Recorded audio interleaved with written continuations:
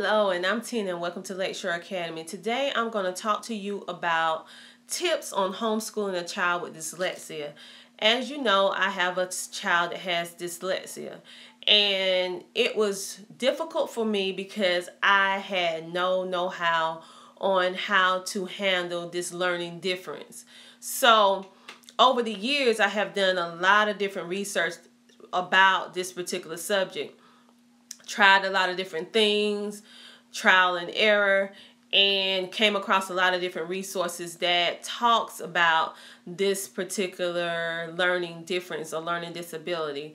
And I want to share with you guys, if you have a child that has dyslexia, you have to approach learning from a different angle.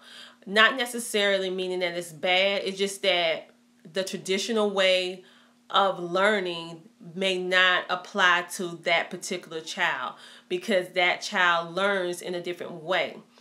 And the child with dyslexia is so brilliant. It's just that we as a whole don't understand how the brain works in entirety. So the more information that we know, the better we can be able to teach these beautiful children. Something that really helped me, because I am a person that needs visuals, because it really helps me understand things. So I found a great resource that I want to tell you guys about. So if you have a friend that has a child that they're homeschooling, or even if they're not homeschooling, they have a child in public school or private school, please tell them about this video and also tell them about this free resource that I'm about to tell you about. And I encourage you to read it in your own time because it's like 3 pages and I can't make a long video explaining to you every single detail about it. But you can go to www.dyslexiadaily.com. That's www.dyslexiadaily.com. And you can go to www.the10minutetutor.com. It's www.the10minutetutor.com, and all that's written in lowercase letter in case you was wondering. Let me just show you this. I was able to print this offline rather. It really gives you a good visual to the dyslexic mind. And then here is another one. So it really breaks it down and explains to you in simple terms, like it has like the 5-to-1 model dealing with dyslexia. Dyslexia, usually a child with dyslexia have a problem with reading, even dealing with written language sometimes. Sometimes they even have a problem with math because dyslexia can cross over to other learning things that can make that child have difficulty with a variety of different things, not just reading. It can be, it can correspond over to talking, spelling, writing. It can just cross over.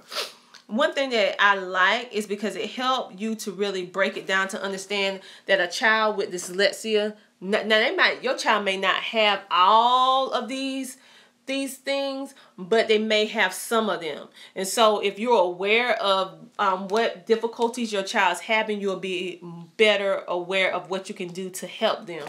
So children with this dyslexia typically have problems with visual processing. So when they see the words, they're not processing the words, or they may see a picture and they don't process it as another child would. They sometimes have audio processing problems as well. Sometimes they can hear things and they don't process it as well. They have photological processing, executive defunctioning, meaning, and that just basically that dealing with planning. They have a problem with setting plans. And then another problem that sometimes children with dyslexia or adults have is a memory problem. They forget a lot, so they have to give themselves a lot of reminders. Now, I don't think I have dyslexia, but I still have a problem with remembering some things. And sometimes their audio speed processing all these different categories is a little bit delayed compared to most people. So once you learn, now like I said, your child may not have every single one of these. They may be very well at some of these and not as well with the other ones, and that's fine. Just figuring out what your child's strengths and weaknesses are can help you better teach them at home, whether public or homeschool. Now, you may notice, I'm just going to go over a little bit of them. With the memory aspect, when it talks about memory, a child with dyslexia typically have problems with facts and figures. Now, this is not all. This is not inclusive to all dyslexics, because some dyslexics are very good with memory, but this is just some. They have problem with facts and figures, letter combinations and words, remembering timetables. They have trouble with math and science process, people names, and how people look. So they may see someone, talk to them, really enjoy being around them, and then after they leave, they're like, I don't remember that person's name, or I don't even remember how that person looked. So the next time they meet that person, they may not even remember that they met them because they don't remember the facial features. Math and science. Now, my son has some problem with certain techniques of math, but for the most part, he does pretty well, and he has no problem with science. So that's why I said some of these might not apply to your child, all of these. And let's see, the planning aspect of autism, some of them, they lose track of time. Some of them are very messy, but some are very neat. So it's compare and contrast. Some are neat, some are messy. And then some have difficulty organizing their work. But on the other hand, with intelligence, most people with dyslexia are above, they are average or above average. Excuse me. They are average or above average in intelligence. They may be even highly intelligent or gifted in certain areas. So you may have a child that's dyslexic that have trouble with reading or spelling, or they can read and can't spell, or they can spell but can't read. But then you give them another subject like math, and they just like a genius, or a science, and they're a genius with it. So it just depends on that particular child, whether or not what they have versus what they're not good at. And it's up to you as the parent to know exactly which things that you need to work on with your child. Excuse me for a moment. I had to get me something to drink. My throat is dry. Okay, let's talk about behavior. Sometimes children with dyslexia have behavior problems, and this can be stemmed from a lack of self-confidence. Some of them, they act out or they misbehave because they're just having a difficulty with understanding the concept, and they're trying to deflect from them not being able to do a certain thing. It's not that they're a bad child. It's just that when you're in a group setting with a whole lot of different children, and everybody noticed that little Jimmy can't read as well as somebody else, it makes that child a target, and sad to say, a lot of children picks on the child. So instead of them asking for help, they tend to act out because they lack the confidence with their reading or their spelling. It makes it very difficult for them in school sometimes just because of that. Now, sometimes children with dyslexia, they're slow to talk, but in some cases they're not. They're very fluent. Sometimes they mix up their sounds and they mispronounce things. Sometimes they can't find the right words they want to say. They have difficulty with rhyming words. Not all dyslexic, but some of them. And then let's talk about the reading.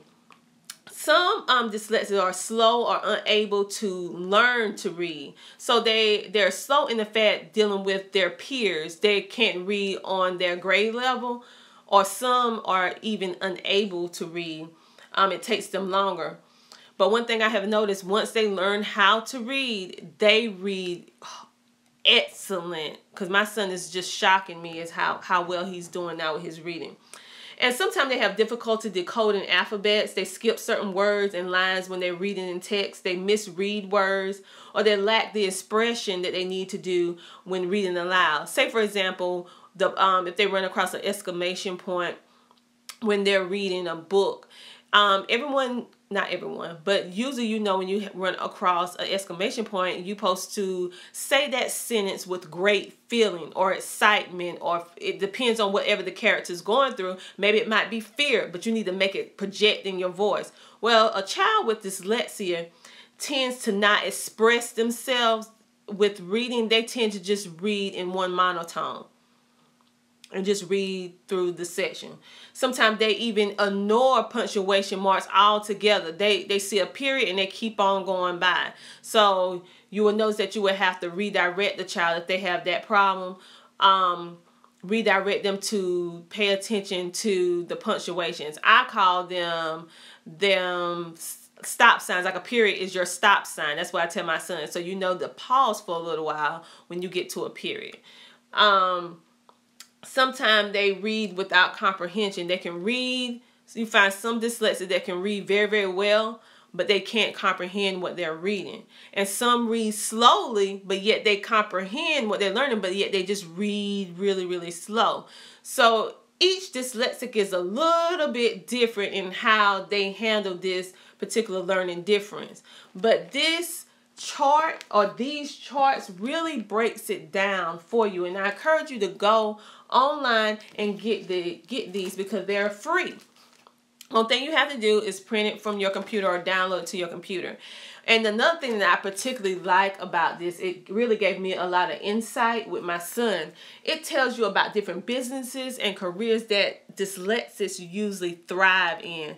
So it really gives you a great perspective of what your child can do, and other dyslexics that have this learning difference and how they thrive in these particular careers. Like, for example, some of the business and strength careers are singers, they musician. A lot of dyslexics, they can be a great singer, a musician, an actor, a performer, a dancer, a cook, a gymnast, a professional fitness trainer, an athlete, an artist, a fashion designer, beautician, inventor, planner, designer, engineer, architect, scientist, builders, mechanic, plumbers, electrician. Oh my goodness, the list goes on and on things that our unique special babies can do and do well, because this is proof that these are things that dyslexics can do and do very well. Because of them having dyslexia, it helps them in order to do all of these different things. So when I saw these different things, it gave me a different perspective of the condition or the learning difference. It's not so much of a disability, it's just a learning difference or a different learning style. And I had to learn how to adjust in order to teach my son more effectively. And the more you know, the better you educate yourself, the better that you'll be able to help these bundles of joy, these blessings that we have.